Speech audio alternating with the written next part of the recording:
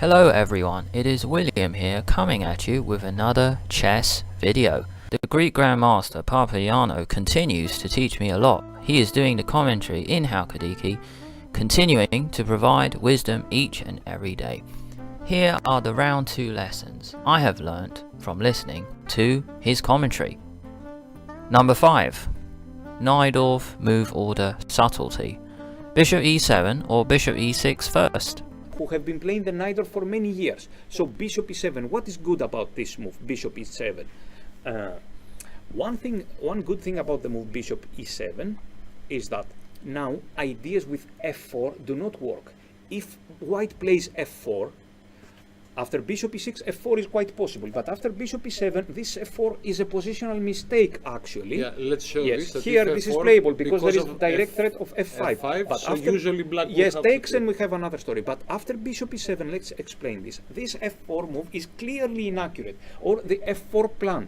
In order for white to play f4, you have to see with white bishop e6 and then play f4. If you play f4 before bishop e6, now the bishop has a very nice square to be developed on b7. Black plays b5. Let's check on this position for a while. Let's say bishop d3, bishop b7, short castle, knight bd7, and let's say a3 for example, because already black starts threatening some b4 ideas. Yes, and take on e4. So a3, rook c8. Black is surprisingly already better here. He has ideas to sacrifice on c3, which is not necessary at all. He can play short castle, queen c7. So this is actually, with knight bd7, this formation for black is the perfect Najdorf. With e4 pawn weak, this is the perfect Najdorf, and black is already better. But unfortunately for black, it's not possible to reach this position every time in the Najdorf. It happens only if white doesn't know enough and he allows it.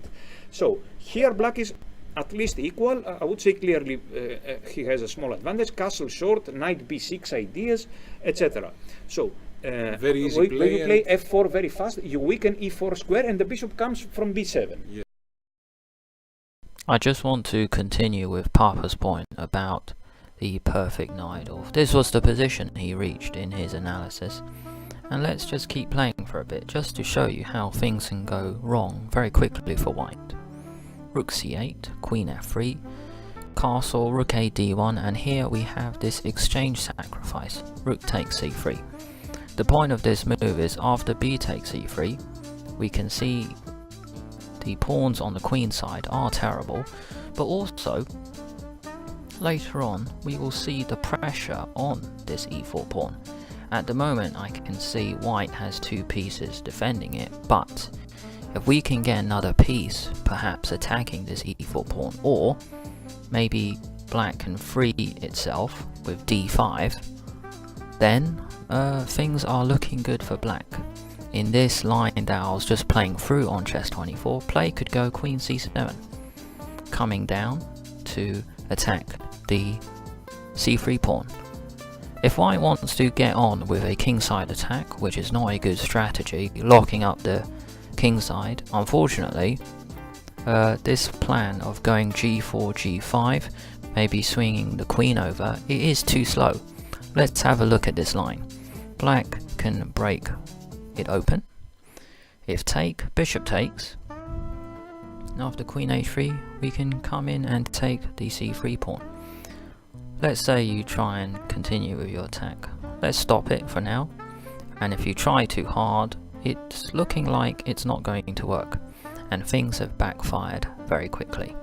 After take, we can take on b3, because after taking we can go e4, and now we see the point. This queen is really attacking the white queen on h3, so in this line that I've just played around, it looks like black is getting some good attacking chances. So, just expanding on what Papa was saying, in this kind of position, it looks like black is on his way to a perfect Najdorf. Number 6, play h4 whenever it is not losing. I'm mostly a positional player, and I would, without thinking, I would have played short castle here.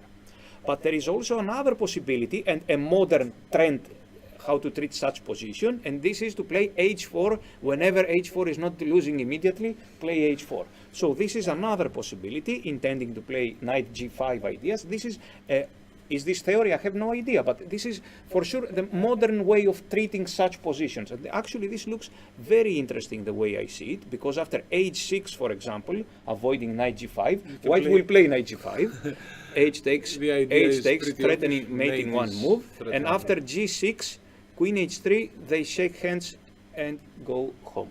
Yes. Yes, I don't believe unavoidable. Yes, of course. I don't believe the game will end this way. Number 7. The useless Fianchetto Knight. You see this knight on g7, it doesn't control any square around the king. It doesn't control h6, h7, h8, absolutely nothing. If we put a bishop on g7, this is a good defensive piece, but a knight on g7 doesn't help in the defense at all. So this is what Papaioanou was talking about. The knight being a useless defender. Look at this knight, it cannot control any square around the king. All these squares highlighted. The knight, the Fianchetto Knight, does not control. However, the Fianchetto Bishop is more useful because it controls all these squares. It controls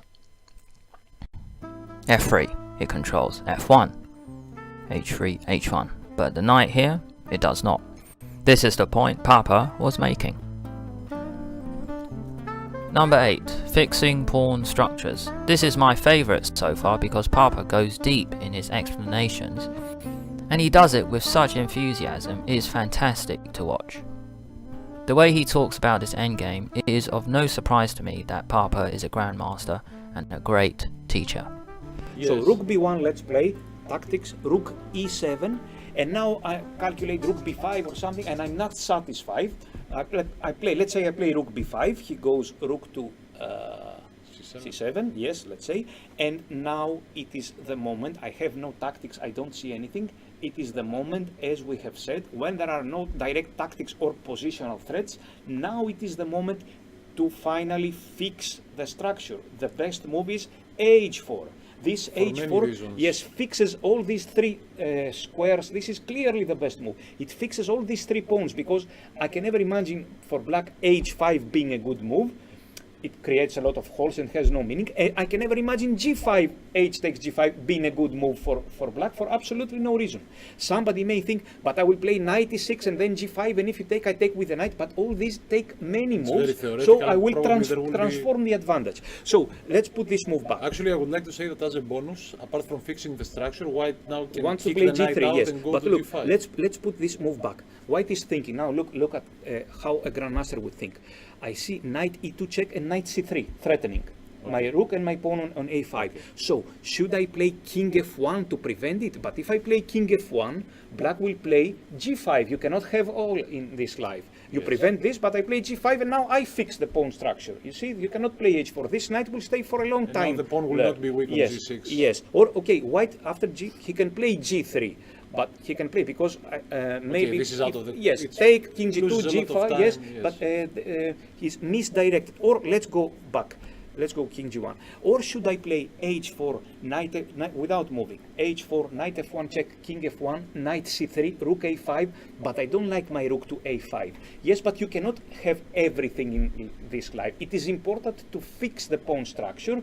You will put temporarily the rook on a5, or you want to give rook a8 check and maybe later a5. So fixing the structure is permanent, almost permanent.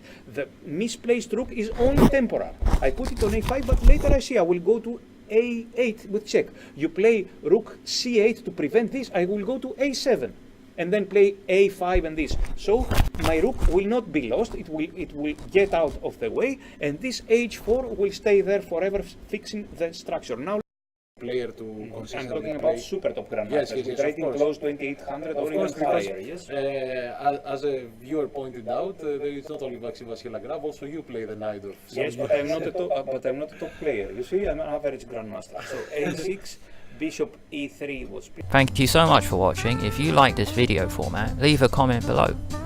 Click the Williams Chess channel icon to subscribe to this channel. Plus, check out all the other videos I know you'll love too. Until next time.